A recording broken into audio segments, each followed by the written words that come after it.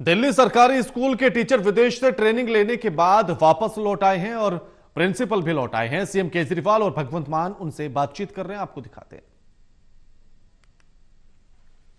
पहले उसका विरोध होता है। दुनिया की सबसे पहली रेलगाड़ी और सबसे पहले जहाज का विरोध हुआ था कि ऐसे हवा में कैसे उड़ जाएंगे, ऐसे लोहे की पटरी पर कैसे चले जाएंगे। पहले विरोध होता है, फिर एक्सेप्ट करते हैं, फिर जेलसी करने लगते हैं, उसका विरोध करने लगते हैं, फिर दोबारा। यही हो रहा है। पहले विरोध हुआ, फिर एक्सेप्ट कर लिया, स्कूल बन गए, अब कह रहे हैं स्कूल क्यों बना दिए। तो लेकिन ये चैलेंजेस जो हैं ये वही आदमी ले सकते हैं जिनके दिल में जुनून हो और जिनको परमात्मा ने इतनी बुद्धि, इतना बल बख्शा हो कि किसी के जीवन में कोई चेंज ला सके। भाई आज के ज़माने में भाई का कत्ल कर रहा है, पैसे की दुनिया हो गई, लंबी दौड़ है, मंजिल कोई नहीं है, जिधर पड़ोसी भाग रहा है उधर ही हम भाग रहे हैं। मेरा एक शेर है, वो आदमी बहुत दुखी है जिसका पड़ोसी सुखी है।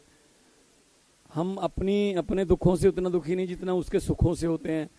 तो हम ये नहीं सोचते अगर पड़ोसी कार ले ले कि हम भी मेहनत करके इससे बड़ी कार लेंगे। हम ये सोचते कोई बात नहीं, हॉर्न मार के जाता है, किसी न किसी दिन स्क्रैच पा देंगे इसकी कार पे, स्क्रैच डाल भी देते हैं हम, हमारे कला है। लेकिन तरक्की तब होगी जब दोनों पड़ोसी कारों वाले हो जाएंगे। दूसरे की कार खराब नहीं करनी, अपनी कार बड़ी करनी है। तो एक टीचर का बेटा हूं मैं भी। पिताजी मेरे MA BSc BEd science master थे। उन लगभग जहाँ जहाँ उन्होंने पढ़ाया, मैं भी गांव के आसपास ही रहती थी ड्यूटी, मैं भी उन्हीं स्कूलों में पढ़ा हूँ। तो टीचर का दर्द भी मुझे पता है। आपने तो सर वो दर्द पे बहुत अच्छी मरहम लगा दिया है, अभी हमें लगानी है। आपने तो कर दिया ये काम कि टीचर जो है दिल्ली का, वो टीचिंग के सिवा और कोई काम नहीं करेगा। हमारे यहाँ उल्टा है, टीचिंग के सिवा बाकी सारी काम टीचरों से लेते हैं सर। मतगणना करवानी है, वोट डलवाने हैं। अभी तो कोरोना के समय उनको मतलब बॉर्डर पे भी ड्यूटी लगा दी थी हरियाणा वाले पे कि आपने चेक करना है कौन कोरोना वाला आ रहा है। मतलब हर बात पे टीचर, हम भी यही करने वाले हैं अभी पंजाब में कि टीचर जो है पंजाब के, वो टीचिंग के अलावा और कोई काम नहीं करेंगे, सिर्फ टीचिंग। अभी सेंसस आ रहा है देश का, तो हमारे पास एक लेटर आया था कि 68,000 टीचर चाहिए। हमने कहा जी हम स्कूलों में कौन भेजेंगे फिर।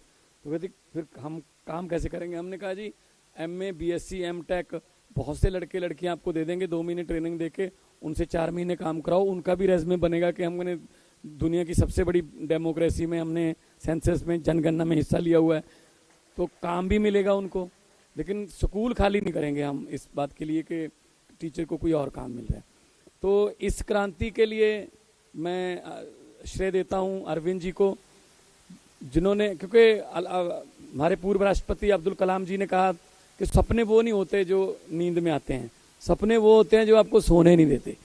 तो देश को नंबर 1 बनाने का सपना, शिक्षा में नंबर 1 बनाने का सपना, हेल्थ में नंबर 1 बनाने का सपना, इंफ्रास्ट्रक्चर में नंबर 1 बनाने का सपना, जो देश को, वो अरविंद जी को और उनकी टीम को सोने नहीं देते।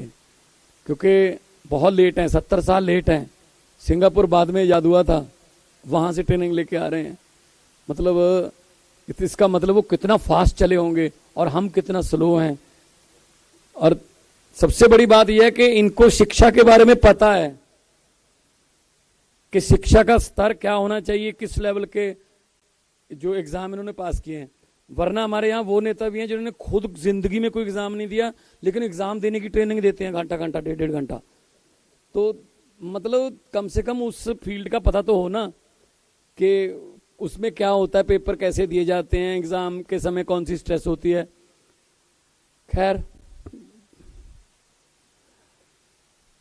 उसैन बोल्ट का नाम सुना होगा आपने, बड़ी अच्छी एग्जाम्पल है।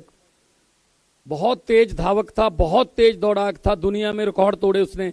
उसको एक दिन इंटरव्यू किया गया कि आपके कोच कभी देखे नहीं गए ग्राउंड में, स्टेडियम में। कहते जी मेरे कोच को आने नहीं देते।